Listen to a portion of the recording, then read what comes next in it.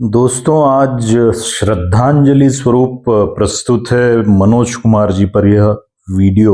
दोस्तों, उपकार, पूरब और पश्चिम, क्रांति जैसी फिल्मों के माध्यम से लोगों के हृदय में देश प्रेम का भाव जगाने वाले अभिनेता मनोज कुमार के लिए कर्म ही साधना थी। पूर्व प्रधानमंत्री माननीय लाल बहादुर शास्त्री जी के कहने पर बतौर निर्माता उन्होंने पहली फिल्म उपकार बनाई थी। बाद में बतौर अभिनेता पात्रों में देशभक्ति का ऐसा रंग भरा कि लोग उन्हें भारत कुमार कहने लगे। मनोज कुमार संसार से विदा ले चुके हैं, लेकिन स्मृतियों में वे सदैव जीवित रहेंगे। उनकी कर्म साधना का स्मरण आज हम इस वीडियो के माध्यम से करेंगे।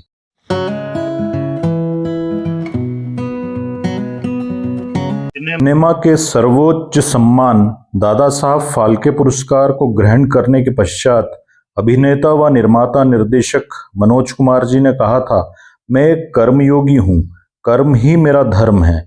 वास्तव में उनका जीवन कर्तव्य, कर्म और देश को समर्पित रहा।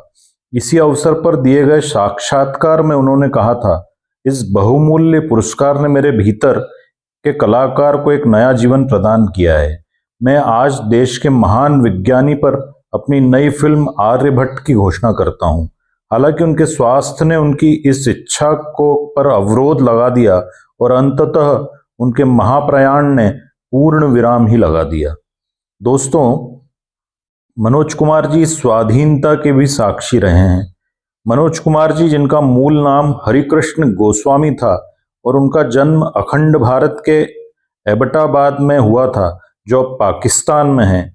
देश के विभाजन के बाद उनका परिवार दिल्ली आ गया था।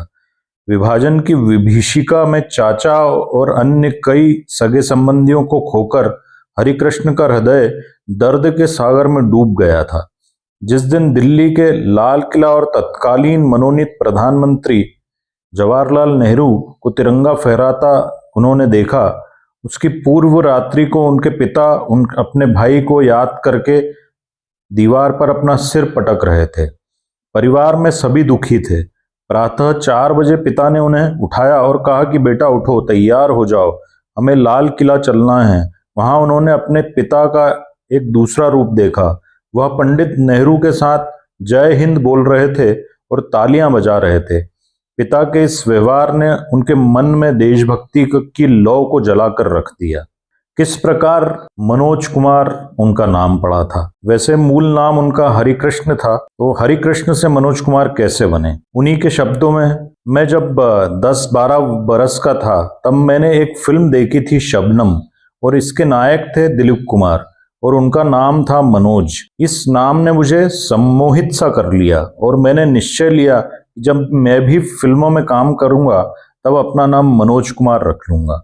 संघर्ष की कड़ी धूप में तपते हुए उन्हें प्रथम अवसर फिल्म फैशन में मिला था। इसमें बूढ़े की भूमिका थी। फिल्म रेशमी रुमाल और कांच की गुड़िया में उनको नायक की भूमिका मिली थी। पर लोकप्रियता का स्वाद फिल्म हरियाली और रास्ता में उन्होंने चखा था। भरत कुमार के रूप में मनोज कुमार की बड़ी ख्याति हुई। किस प्रकार हुई?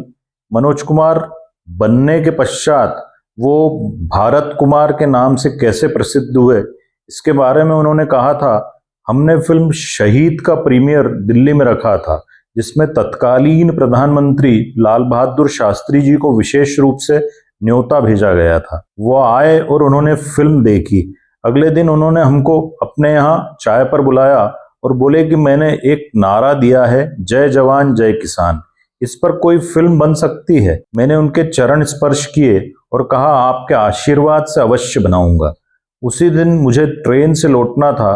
ट्रेन में साथियों से कहा कि कुछ कागज और पेन दो। अगली सुबह जब ट्रेन मुंबई पहुंची तब फिल्म उपकार की कहानी पूरी हो चुकी थी। इस फिल्म में मेरा नाम भारत लोगों को इतना भाया कि उन्होंने मुझे भारत कुमार ही कहना शुरू कर दिया। उपकार कहानी थी गांव से शहर पलायन करने वालों की। बचपन में जब अपना घर छोड़कर दिल्ली आए थे तब लाहौर बहुत याद आता था। दिल्ली से जब मुंबई आया तो दिल्ली को याद करता था। पूर्व और पश्चिम में यही विचार काम आया। मनोज कुमार जी के लिए अपना कर्म ही साधना थी। कहानी, संवाद, पटकथा लेखन के साथ ही मनोज कुमार निर्माता, निर्देशक और अभिनेता के रूप में शीर्ष पर रहे। देशभक्ति से ओतप्रोत सिनेमा निर्माण के साथ ही उन्होंने सदैव अपनी फिल्मों के माध्यम से सामाजिक सरोकार तथा सामयिक विषयों और समाज में व्याप्त कुरीतियों पर घात करते हुए जन जागरण को जागृत करने का कार्य किया। श्रीमद् भगवत गीता पर मनोज कुमार का अटूट विश्वास था। नई पीढ़ी के लिए उनका संदेश था, परिश्रम और लगन ही जीवन में आगे ले जाता है। फिल्म शोर में गायक मुकेश के स्वर में उन पर फिल्माया गीत सदैव संघर्षशील रहने के लिए प्रेरित करता है। जिंदगी और कुछ भी नहीं, तेरी मेरी कहानी है। कॉलेज के दिनों में मनोज कुमार जिस लड़की से प्यार करते थे वही उनके जीवन में सौभाग्य बनकर आई। फिल्म हरियाली और रास्ता में काम करते हुए मनोज कुमार अपने प्यार शशि गोस्वामी संग विवाह बंधन में बंध गए।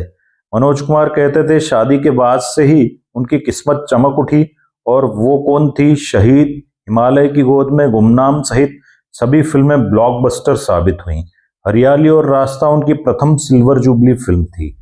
तो इस प्रकार से ऐसा जीवन रहा मनोज कुमार जी का, और समय समय पर उन्होंने अलग अलग सम्मान भी मिले। जैसे 1968 में उपकार के लिए सर्वश्रेष्ठ फिल्म निर्देशक, संवाद लेखन, कहानी के लिए फिल्म फेयर अवार्ड मिला।